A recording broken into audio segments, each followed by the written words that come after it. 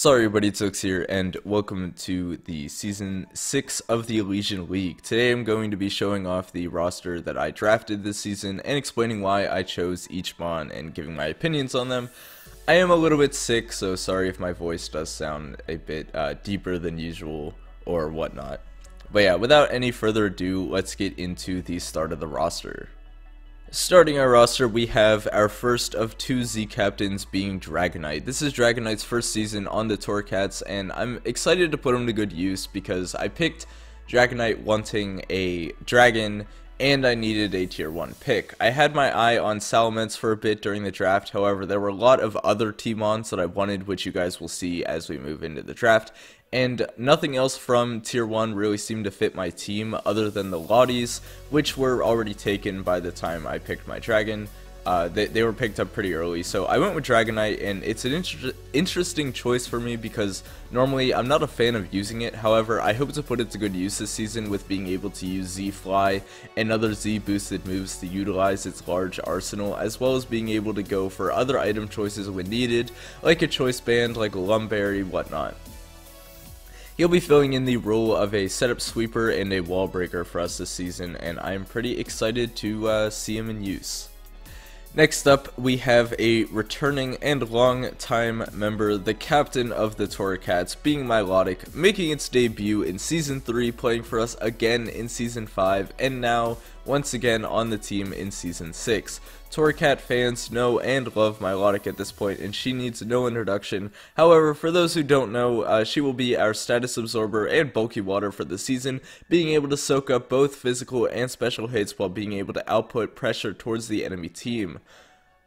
You guys know that I love Milotic, I love using it, and this season will be no exception.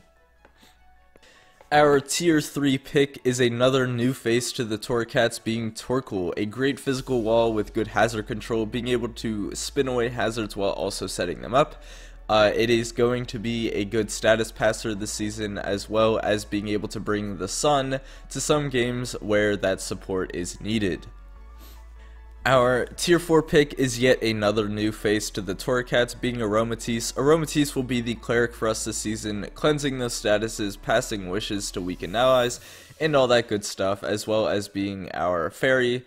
I believe our only fairy this season, so I imagine that Aromatisse will be showing up to quite a few matches this season, and hopefully it does work.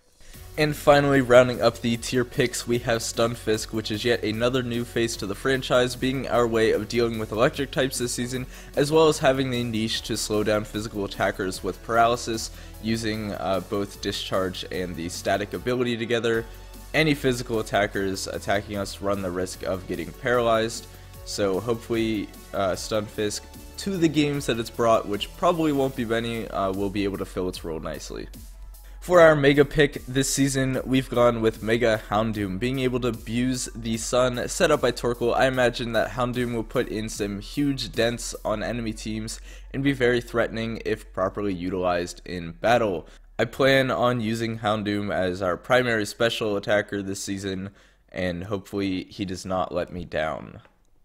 Starting off our free picks with our second Z captain and returning member from Season 4, we have Snorlax. I chose Snorlax as our second Z-Mon due to having some interesting niche when using Z moves and hopefully catch opponents off guard.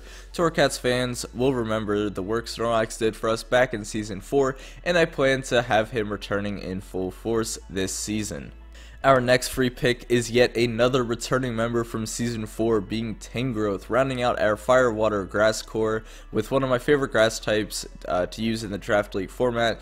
You know, you can run him kind of mixed, physical or special. He can be a very powerful physical wall, as well as being a potent Assault Vest user, being able to knock off opponents' items, and having that regenerator ability to heal itself when exiting the battle is very, very strong. Our next free pick is Metagross, a new member to the Torracats, here to finish up our Fairy Dragon and Steel core to provide some utility and offensive pressure where needed. Metagross will be able to set up rocks if none of the other rock setters I have want to bring rocks that week, as well as being able to deal with fairy types, deal with, you know, certain physical attackers, rock types, whatnot. It can also deal with specially attacking psychic types, specially attacking fairy types. Hopefully Metagross will be pretty good for us this season, and I'm glad to have him, as well as being able to go for priority attacks with Bullet Punch. Our next and second to last free pick this season is Weezing. I'm hoping to use it as a check to certain physical attackers, as well as having the Levitate ability, giving us another way to deal with ground types other than Tangrowth and Dragonite. It is also a way to deal with fairy types, as well as those can get threatening, and Weezing can, switch into a lot of them pretty nicely. I'm hoping to also use Weezing as a status passer, being able to go for Will-O-Wisps, being able to go for Toxics. If you haven't noticed this season, I have a lot of ways to burn the enemy, I have a lot of ways to Toxic them, I have a lot of ways to paralyze them, and I want to keep that as a running theme. I do like being able to status the enemy team, as it's a great way to wear down certain mons, and if they don't have a user of aromatherapy or a heal beller, then a lot of teams are going to be struggling with heavy status pressure. Finishing up our draft, we have yet another returning member from Season 3, being Crobat, who will be the general bird spam, also being able to defog, quite a bit of status passing with Toxics and whatnot, being able to go for U-turn to, get momentum. Very fast mon, I do like it. I like running it a bit bulkier, but there are weeks where, I may run it with a Choice Scarf to be the fastest mon on the field, or a Choice Band to just do a lot of damage with Brave Birds, cross poisons, whatnot. I like Crobat. It was a good mon in Season 3, and I hope to use it well again in Season 6. Being sick absolutely sucks, but let's go over my draft as a whole. I have a nice Fire Water Grass core this season, and a pretty good Fairy Dragon Steel core this season. I do think that my team is on the more passive end this season, although I do have ways of breaking walls, and all of my walls, except for like Aromatisse, are able to put out damage or pressure offensively as well. So I hope to make sure that enemy teams are not able to set up on me and whatnot. I do have ways to stop setup spam with taunt users, haze, whirlwind, whatnot, as well as having, reliable ways of setting up on my own and breaking walls. I think offensively I have some pretty balanced coverage to be able to deal with any wall cores we go up against, as well as defensively being able to go up against any offensive cores we go up against. Having so many defensive options, I feel, gives me an advantage,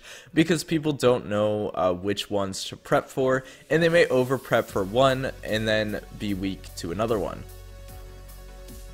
As a general thing, where did I get sniped and whatnot? I did originally want Lucario, probably over Metagross, but I ended up not getting that. I also wanted Gliscor instead of Crobat, but again, Gliscor got taken, and then had I gotten Gliscor, I would have gone with Raichu instead of Stunfisk, but then Raichu was also taken. I feel if I had that team, it would have been probably my more ideal setup, as Lucario is a bit more offensive than Metagross and has more priority.